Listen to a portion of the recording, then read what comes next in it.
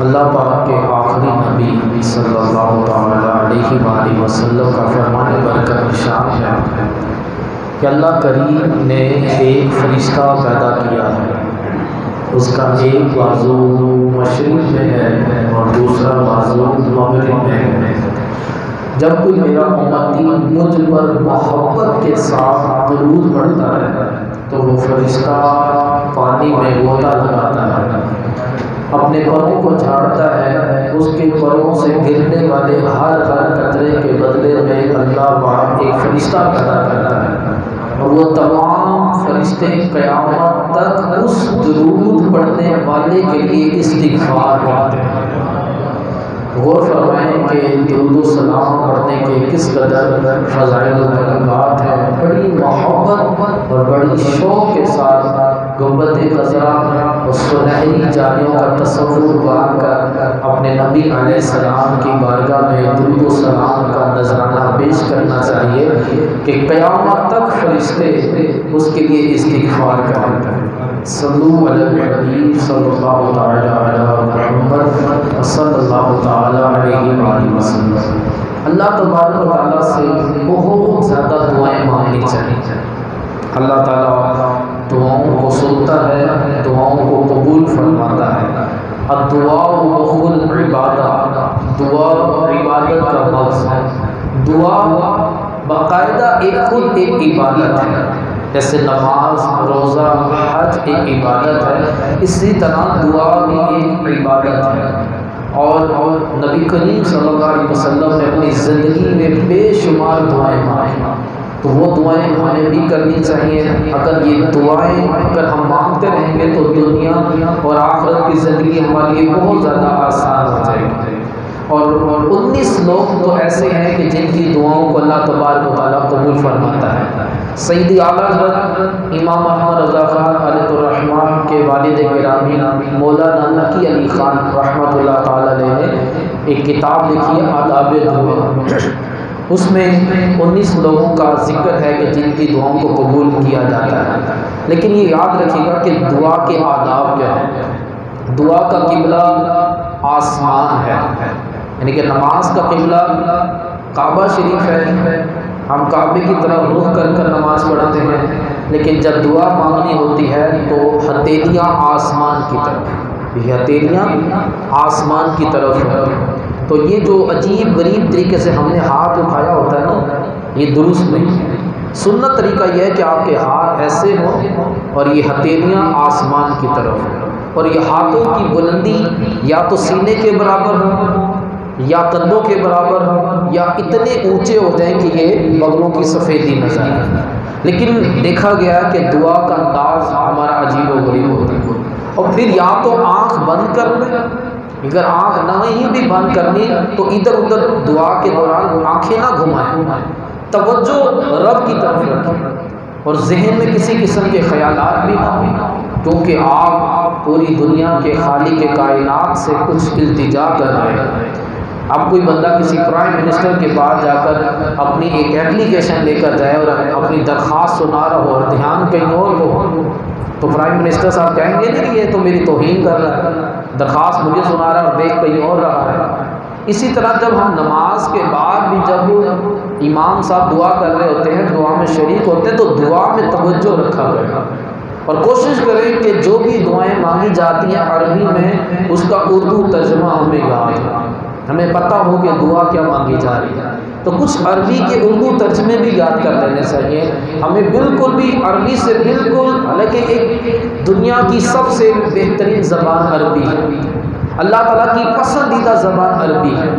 قرآن عربی میں نازل ہوا، دنیا میں 18,000 زبانیں ہیں، انگلش میں کیوں نہیں نازل ہوا، فارسی میں کیوں نہیں ہوا، اردو میں کیوں نہیں ہوا، پنجابی میں کیوں نہیں ہوا، سرائکی میں کیوں نہیں ہوا، پشتو میں کیوں نہیں ہوا؟ 18,000 زبانیں دنیا میں، لیکن اللہ تعالیٰ نے عربی میں قرآن نازل کیا، اور نبی پاک صلی اللہ علیہ وسلم کی زبان بھی عربی، اور جنت میں سب کی زبان عربی، جنتی کی زبان جو آپس میں بولیں گے عربی بولیں گے، اور مرنے کے بعد سب کو عربی آ جائے گی، ابھی بولے نہ آئے، مرنے کے بعد سب عربی بولیں گے۔ فرشتے نے عربی میں سوال کرنا ہے، من ربوں کا، ماں دینوں کا، ماں کنت تقول فی ھذا الرجل، بندہ عربی میں جواب دے گا۔ جب پوچھا جائے گا من ربوں کا، بندہ کہے گا ربی اللہ، میرا رب اللہ ہے۔ ماں دینوں کا، بندہ جواب دے گا دینی الاسلام۔ ماں کنت تقول فی ھذا الرجل هو محمد رسول اللہ، عربی میں جواب دے گا۔ اور جس کو نہیں جواب آتا وہ کہے گا ہائی ہاتا لا ادری، ہائے افسوس مجھے نہیں پتا، کافر یہ جواب دے گا۔ تو مرنے کے بعد سب کو عربی آ جائے گی۔ تو ہمیں اپنی زندگی میں کچھ نہ کچھ عربی اور اس کے معنی ہمیں یہ سیکھنے سے ہیں۔ تو دعا اردو میں بھی مانگی جا سکتی ہے، لیکن عربی میں مانگنا یہ زیادہ بہتر ہے کہ عربی زبان اللہ کریم کو پسند ہے۔ تو پہلا وہ شخص جس کی اللہ تبارک و تعالیٰ دعا قبول کرتا ہے، حدیث میں آیا ہے بے چین، پریشان۔ اللہ تبارک و تعالیٰ نے قرآن پاک کے اندر ارشاد فرمایا کہ وہ جو لاچار کی سنتا ہے جب اسے پکارے تو دور کر دیتا ہے برائی۔ تو بے چین، جب آپ بے چین ہیں، پریشان ہوں، چین نہیں آ رہا، اس وقت اللہ تعالیٰ سے دعا مانگی جائے تو دعا قبول ہوگی۔ دوسرا، مظلوم بھلے شرابی ہو، جواری ہو، کافر ہو، فاسق و فاجر ہو، جب اس کے پر ظلم ہوا ہے نا تو اللہ تعالیٰ فرماتا ہے مجھے میری عزت و جلال کی قسم میں ضرور تیری مدد کروں گا اگرچہ کچھ دیر کے بعد۔ مظلوم کیسا ہی ہو، یعنی کہ دنیا کا بدترین کافر، اس کے اوپر بھی اگر ہم نے ظلم کیا، اگر اس نے اللہ کے آگے ہاتھ اٹھا لے تو ہماری خیر ہے۔ مظلوم کی بد دعا سے بچنا چاہیے۔ اللہ قسم اٹھا کر کہہ رہا ہے کہ مجھے میری عزت اور جلال کی قسم میں ضرور تیرا بدلہ لوں گا اگرچہ کچھ دیر بعد، بھلے دیر ہو جائے لیکن تیرا بدلہ ضرور لوں گا۔ قاسم اور جو ظالم ہے اس کو کیفر کردار تک ضرور پہنچے گا۔ آج تک کوئی ظالم اللہ تبارک و تعالیٰ کے غضب سے بچ نہیں سکا، اگرچہ اس نے اپنی زندگی میں بڑی یاشیاں کی ہوں، 50 سال، 60 سال، 70 سال، 80 سال، لیکن ایک وقت آتا ہے کہ وہ رب کی پکڑ میں ضرور آتا ہے، وہ اللہ کی پکڑ سے بچ نہیں سکتا۔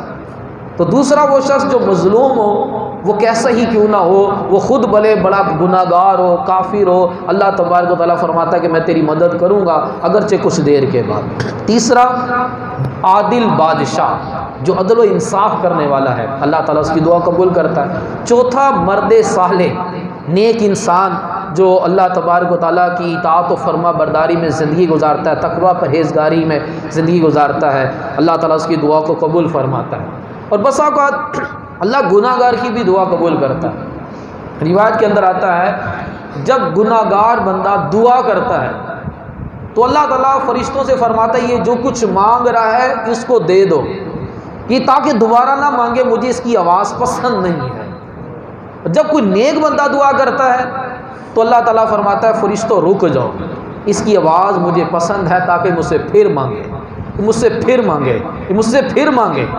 تو یوں اللہ تبارک و تعالیٰ نیک بندے کی دعا میں کچھ قبول کرنے میں تاخیر کر دیتا ہے۔ پانچواں شخص، ماں باپ کی فرما برداری کرنے والا۔ موسیٰ علیہ السلام ایک سفر میں جا رہے تھے تو اللہ تبارک و تعالیٰ نے ارشاد فرمایا موسیٰ سفر بڑا طویل ہے، پیدل اختیار کرو گے یا سواری کا انتظام کر دو؟ عرض کی کہ باری تعالیٰ اگر سواری کا انتظام ہو جائے تو یہ تیرا فضل ہوگا۔ اللہ تبارک و تعالیٰ نے فرمایا کہ قریب میرا بندہ رہتا ہے، اس سے جا کر بولو وہ تمہاری سواری کا انتظام کرے گا۔ اللہ تبارک و تعالیٰ خود بھی تو سواری کا انتظام کر سکتا تھا نا، لیکن اللہ تبارک و تعالیٰ یہ بتانا چاہتا ہے، دکھانا چاہتا ہے کہ میں نے اپنے بندوں کو طاقت اور اختیارات دیے ہیں۔ یہ اولیاء کرام جو ہوتے ہیں، داتا علی حجویری، ان کا جن اس مہینے میں ان کا عرس مبارک ہے، اللہ تعالیٰ ان کو طاقت دیتا ہے، اختیارات دیتا ہے، اور یہ لوگوں کی مدد کرتے ہیں، یہ کوئی شرک نہیں ہے۔ موسیٰ علیہ السلام گئے اور کہا کہ اللہ کا حکم ہے کہ تم میرے لیے سواری کا انتظام کرو۔ اس نے بادل کو اشارہ کیا، بادل نیچے آ گیا۔ اللہ تبارک و تعالیٰ بھی تو بادل کو نیچے بھیج سکتا تھا نا، لیکن اللہ تعالیٰ کچھ دکھانا چاہتا تھا، بادل نیچے آ گیا۔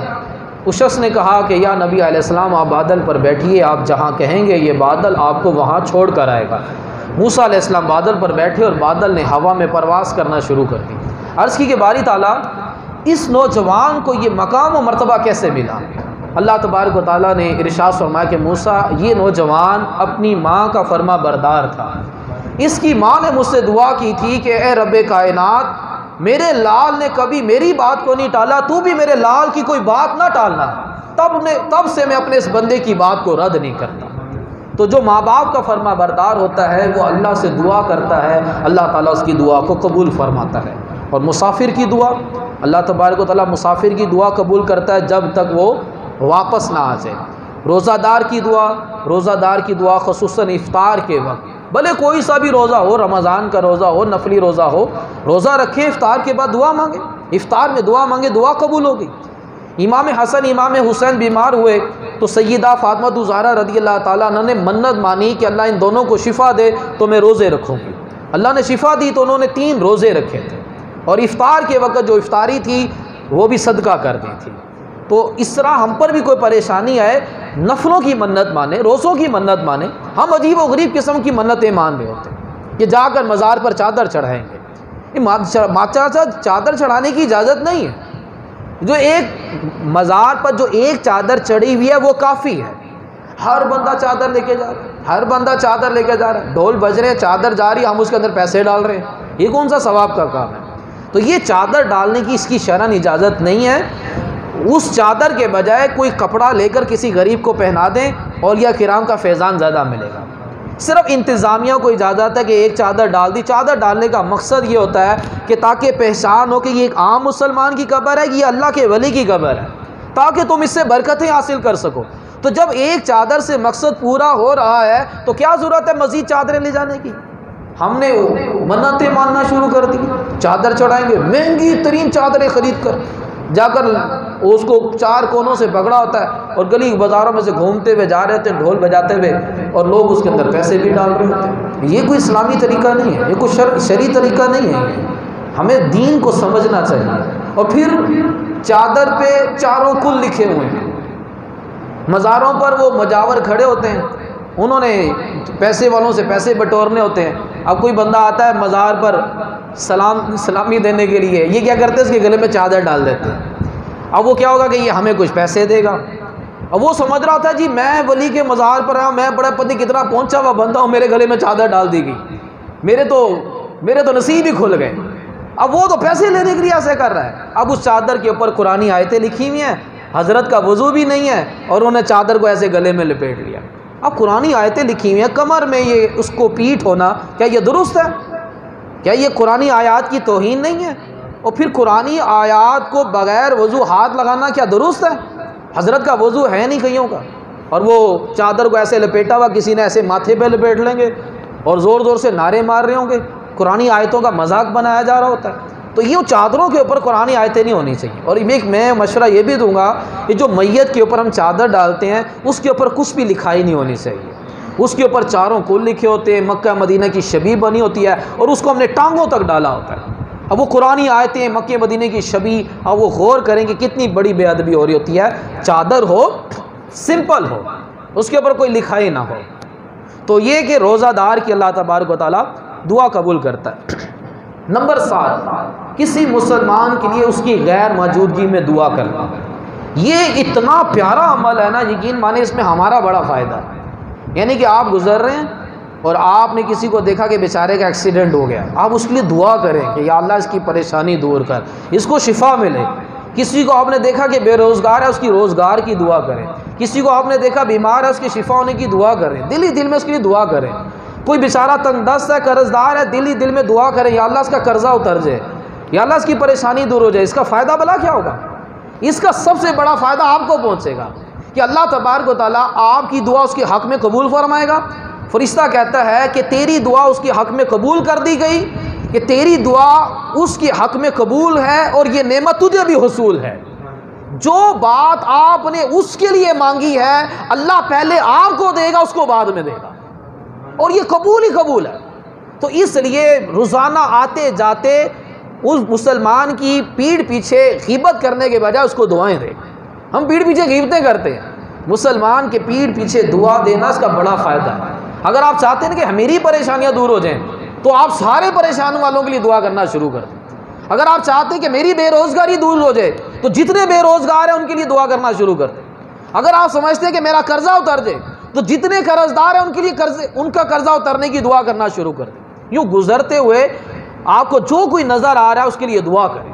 کوئی بیچارہ ریڈی لگا کے بیٹھا ہوتا ہے, پریشان غریب بندہ, دعا کریں یا اللہ اس کے جلدی جلدی پھل بک جائے تاکہ یہ اپنے گھر میں کوئی رقم لے جائے, اس کے گھر کا چولہا جل جائے. اس طرح دعائیں کیا کریں لوگوں کے لیے. تو اب جب بندہ کسی کے لیے دعا کرتا ہے, فرشتہ کیا کہتا ہے کہ تیری دعا اس کے حق میں قبول ہے اور یہ نعمت تیرے لیے حصول ہے, یہ نعمت تجھے بھی ملے گی. تو یہ فرمایا کہ مسلمان کی غیر موجودگی میں اس کے لیے دعا کرنا. پھر حاجی کی دعا, غازی کی دعا اور مظلوم کی دعا یہ جلدی قبول ہوتی ہے. حاجی جب تک واپس نہ آ جائے, مسافر جب تک واپس نہ آ جائے تب تک اس کی دعا جو ہے قبول ہی قبول ہے. اور جو مظلوم ہے اس کی دعا کب تک قبول ہے؟ جب تک ظالم سے انتقام نہ لے لیا جائے. جب تک انتقام نہیں لیا جائے گا تب تک مظلوم کی دعا جو ہے نا یہ قبول ہے. پھر فرمایا کہ اولاد کی دعا ماں باپ کے حق میں, اپنے ماں باپ کے لیے دعا کرنی چاہیے, بہت زیادہ دعا کرنی چاہیے. جو ماں باپ کے لیے دعا نہیں کرتا اللہ تعالیٰ اس کو تنگ دستی کے اندر مبتلا کر دیتا ہے, اس کو تنگ دستی کے اندر مبتلا کر دے گا. والدین کے لیے دعا کرنی چاہیے. اور جو نماز کے اندر رب اجعلنی مقیم الصلاۃ ومن ذریتی ربنا تقبل دعا ربنا اغفر لی ولوالدی, کہ اللہ میری مغفرت فرما, میرے والدین کی مغفرت فرما. جو نماز کے اندر یہ دعا پڑھتا ہے بروز قیامت والدین کے فرما برداروں میں سے اٹھایا جائے گا. تو کثرت کے ساتھ والدین کے لیے دعا کرنی چاہیے. اللہ تعالیٰ نے قرآن میں ارشاد فرمایا کہ یوں کہو رب ارحمہما کما ربیانی صغیرا, کہ اللہ میرے والدین پر رحم فرما جس طرح انہوں نے بچپن میں بڑی مشقت کے ساتھ میری پرورش کی. تو اولاد کی دعا والدین کے حق میں یہ قبول ہے. پھر اسی طرح فرمایا گیا کہ مریض کی دعا, مریض کے پاس جائیں, عیادت کرنے جائیں اور اس سے دعا کروائیں. فرمایا مریض کی دعا مثل ملائکہ ہے, یعنی کہ فرشتوں کی دعا کی مثل ہے. تو مریض کی عیادت جب بندہ کرنے جاتا ہے, اگر صبح کو جاتا ہے تو شام تک 70,000 فرشتے اس کے لیے دعائیں مغفرت کرتے ہیں, اور اگر شام کو جاتا ہے تو صبح تک 70,000 فرشتے اس کے لیے دعائیں مغفرت کرتے ہیں. اور مریض کے پاس جائیں لیکن زیادہ ٹائم نہ لگائیں. اس کی پیشانی پر ہاتھ رکھیں, سنت طریقہ یہ ہے, پیشانی پر ہاتھ رکھیں اور ہاتھ رکھ کر کہیں لا باسا طہور انشاءاللہ, غم نہ کر, یہ بیماری یہ تجھے گناہوں سے پاک و صاف کر دے گی.